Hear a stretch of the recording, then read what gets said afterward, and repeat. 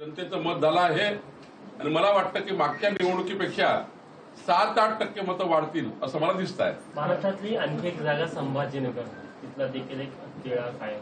मी सांगितलं ना की आमचा तिढा नाही आहे, चर्चा सुरू आहे.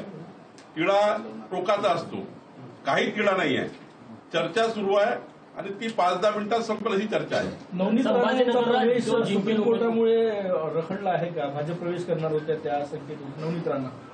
मी वारंवार सांगतोय की कोण प्रवेश करणार कोण नाही करणार यापेक्षा मी एका वाक्यात सांगितलं की अमरावतीची जागाही भाजप लढणार आहे, भाजपाचाच उमेदवार राहणार आहे आणि आमची महायुतीचे सर्व आमचे अडसूड साहेब असतील, त्या ठिकाणी सारे आमचे बच्चू कडूजी असतील, आम्ही सर्वांची त्या ठिकाणी मदत घेऊ. निश्चितपणे ही जागा आम्ही 100% जिंकू.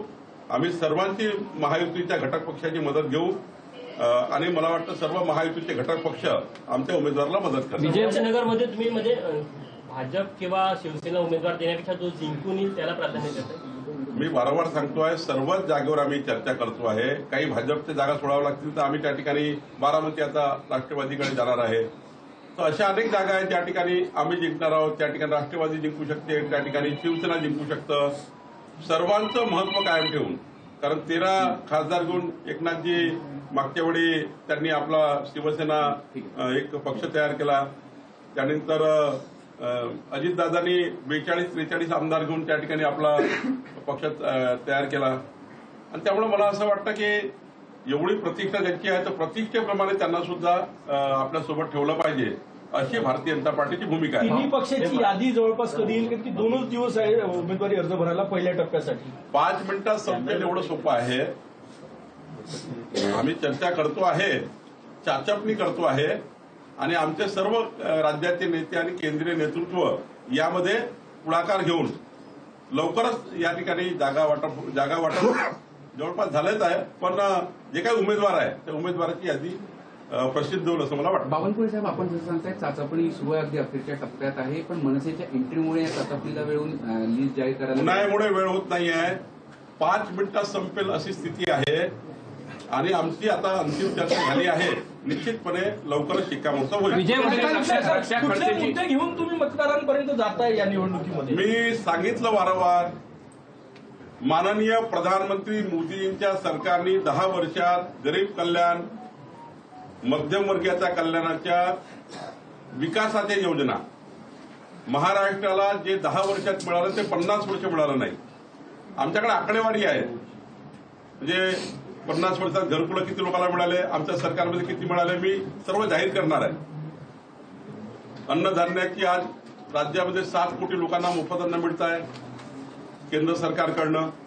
आज मोठ्या प्रमाणावर त्या ठिकाणी राज्याच्या कृषी शेतकऱ्यांना मोठ्या प्रमाणात मदत होते आहे.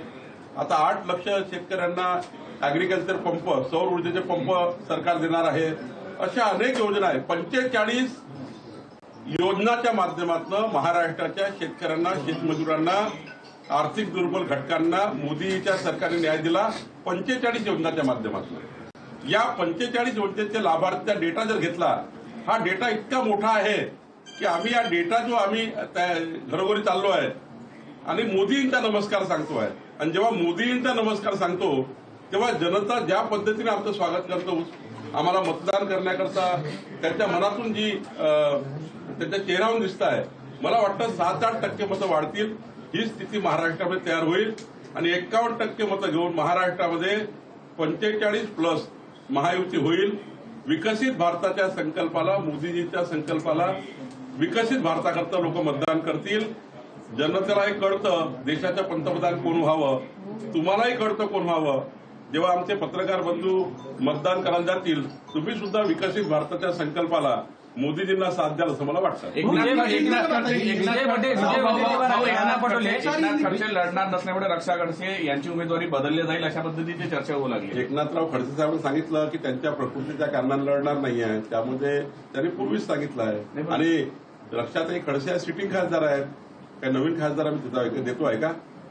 रक्षाताई खडसेचा पहिला हक्क आहे सीटवर, त्यामुळे कुणी काय केलं पाहिजे त्यांचा अधिकार आहे. पण आमच्या पक्षामध्ये रक्षाताई खडसे अत्यंत चांगल्या नेत्या आहेत. त्यांनी 10 वर्ष चांगलं काम केलं आहे आणि मला वाटतं पक्षाने त्यांना उमेदवारी दिली आहे कोण आता काय त्यांचा रोल करायचा ते करतील.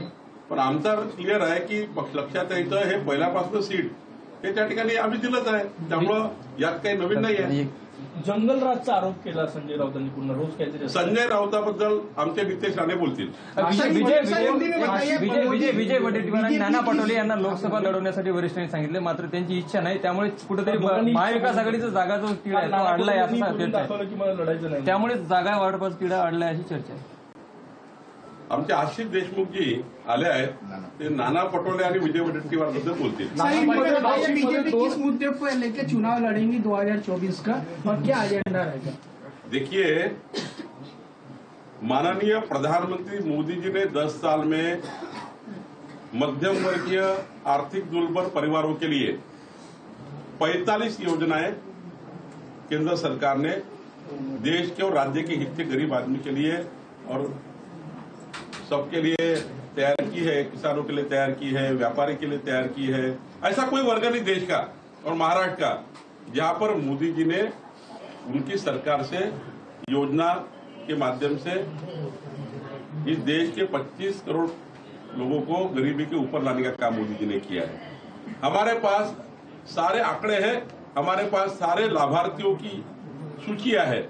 हम हर घर जा रहे हैं, मोदी जी का नमस्कार हम बता रहे हैं, मोदी जी का नमस्कार हर घर तक पहुंचा रहे. हम मोदी जी के विकास की योजना को हम घर घर पहुंचा रहे. जो छूट गए उनको लाभार्थियों को योजना देने के लिए हम काम कर रहे हैं. और मुझे लगता है 45 योजना के माध्यम से मोदी जी ने महाराष्ट्र को जो दिया है पिछले 50 साल कांग्रेस पार्टी के और मोदी जी के 10 साल और आने वाले 24 से 29 में जो मोदी जी ने विकसित भारत का संकल्प किया है. लोकशाही मराठी ऐका, पहा, जागरूक रहा.